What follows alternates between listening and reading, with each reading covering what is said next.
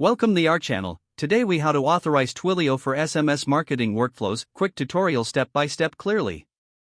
To authorize Twilio for SMS marketing workflows, start by logging into your Twilio account. If you don't have an account, sign up for a new one at twilio.com. Once logged in, navigate to the Twilio console. Look for the account ID and auth token on your dashboard. These credentials will be needed to authenticate your account for SMS marketing. Next, visit the SMS section in the Twilio console. Here, you can purchase a phone number if you don't already have one. Click on Get a Number and choose one suitable for SMS marketing. Select a number that fits your target audience and click Buy. Once your number is set up, navigate to your SMS marketing platform or application.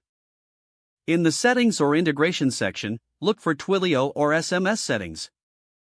Enter your account ID and auth token in the corresponding fields. Then, input the phone number you purchased from Twilio. Make sure to save your settings to ensure the changes take effect. Next, you may want to verify that the phone number can send and receive messages. To do this, use the Twilio API to send a test SMS to your personal phone number. Monitor your inbox to confirm that the message is received.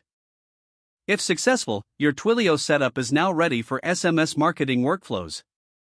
Review your SMS marketing platform for additional configuration options. Ensure compliance with local regulations regarding SMS marketing. Now you're ready to begin creating and sending SMS campaigns effectively.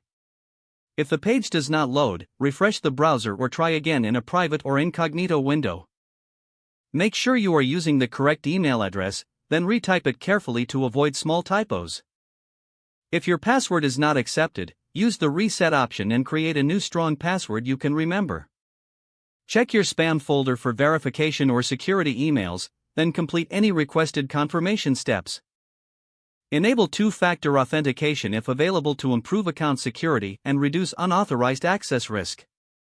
After signing in, review your profile details so your contact information and settings are accurate and current. If you see an error message, note it down and try again after restarting your device and internet connection. Don't forget to like this video and subscribe to our channel for more step-by-step tech guides.